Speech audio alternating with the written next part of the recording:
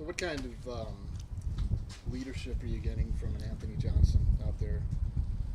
Probably about the best that I've had, and heck, I've been coaching for 16 years now.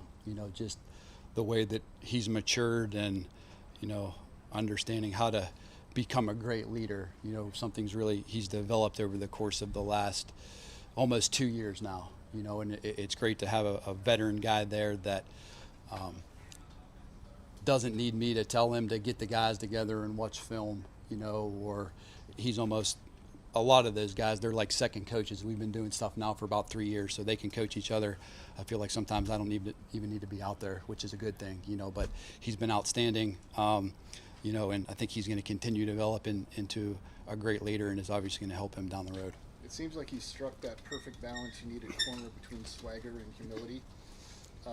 And that's maybe hard to do. Maybe it just comes with maturity, or is he a little exceptional in that way, given you've seen him mature? Yeah, I think it's come from his maturity. The first year I got here, he was still fairly young. The group was young, and they didn't know how much they had to buy into the game to be great. They thought that they could just show up every day and be great. Well, it's a lot more than that. And Anthony's really put in the work, which has allowed him to mature, which has allowed him to become a great leader and play with more poise.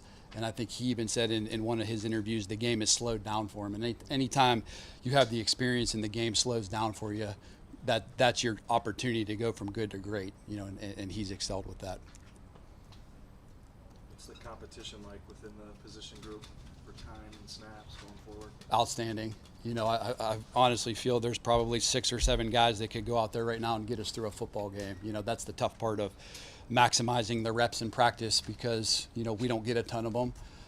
So it's kind of a tough job to make sure that guys are getting the reps that they need to see. And sometimes guys don't get as many reps as they think they should, but they need to take advantage, whether it's 1 rep or 10 reps. But to have that competition makes each other in that position group have to work harder, and be consistent, because we'll start 11 guys, but the process which has made us great is we'll play 22 guys on defense. We'll play. We're not afraid. If you're good enough, you're going to play at some point in time, during a game and throughout the season. And like I said, there's probably 6 or 7 guys that I feel could step out on the field right now and execute at a high level. If you're in a one-score Big 12 game for 60 minutes, what's the ideal way to break that down between how many guys see the field and for how long in your mind? Yeah, obviously we'll try to play the starters the most, whoever those 2 guys are going into the week.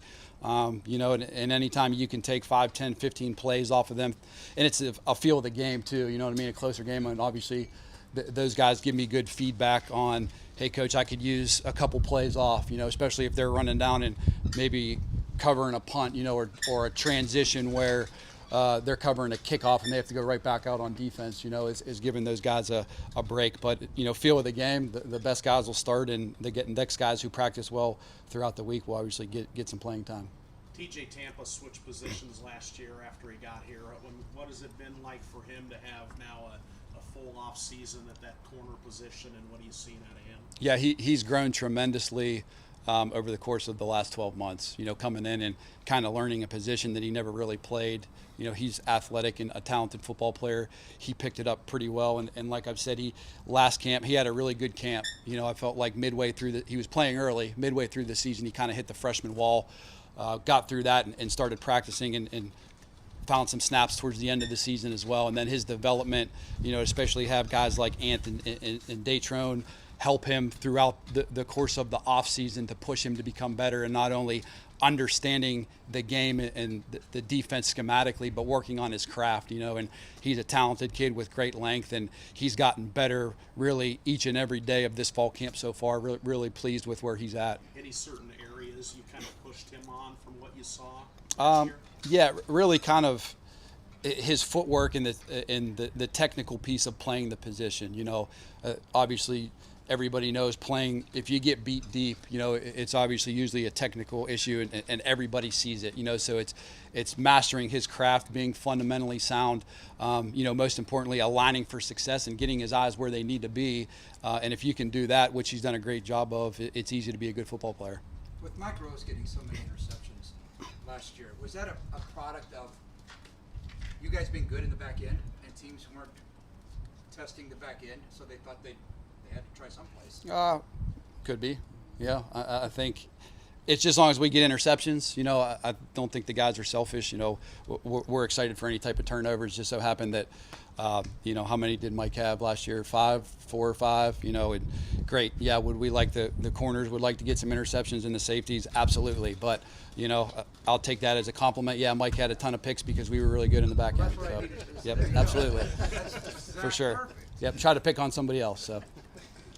For that corner spot opposite of Anthony, what are you looking for in particular for those guys to win that job? And I guess who were kind of the guys that stood out to you there? Yeah, just consistency, day in and day out, being good, not giving up big plays. Obviously, production at practice when we have that opportunity. And, there's a handful of guys, and yeah, we break them up field and boundary, but we can play left and right. The guys know both positions, but obviously we have Datrone, who's played a ton of football. Tavon's played a ton of football. You got TJ, who can move out there.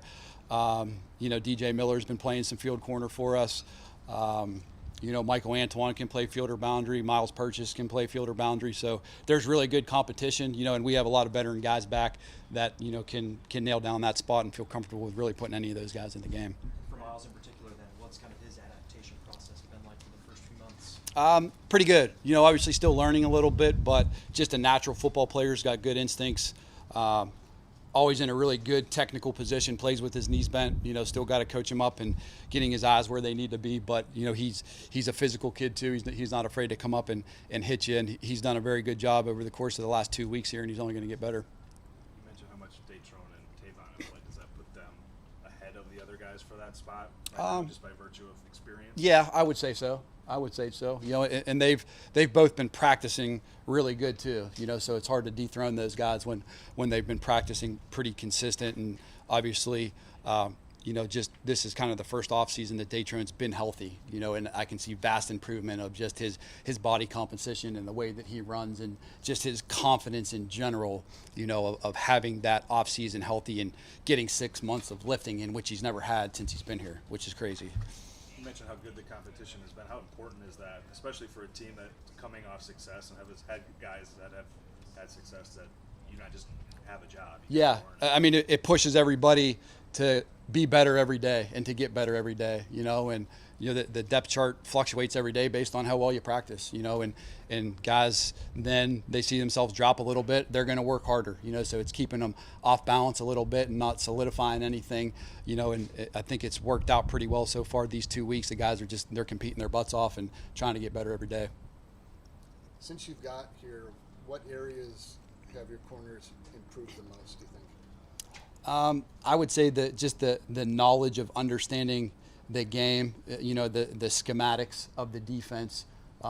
We always talk about you're a better defense if you know where your help is. You're not out there playing 1 versus 11. It's 11 versus 11, and just understanding that every play in the game is situational, based on down and distance and field zone and time of the game. And it's really allowed them to be better football players and study the game better, which obviously your preparation leads to the way that you play on Saturdays. And I've seen great, strides in what they've made of their preparation to get to the game on Saturday, which I think has allowed them to play some pretty good football. What do you think this group's mindset is heading into this season? I feel like they think that they're the best unit in the country, and I don't disagree with them. They've earned the right. They've played really good football, and we got a lot of veteran guys back. And to play that position, you got to have a little bit of confidence. You got to have a little bit of swagger, because if you go out there and you play scared, nothing good's going to come from it. So, they developed that mindset. They've earned it, and I'm good with it. Now they just got to play like it.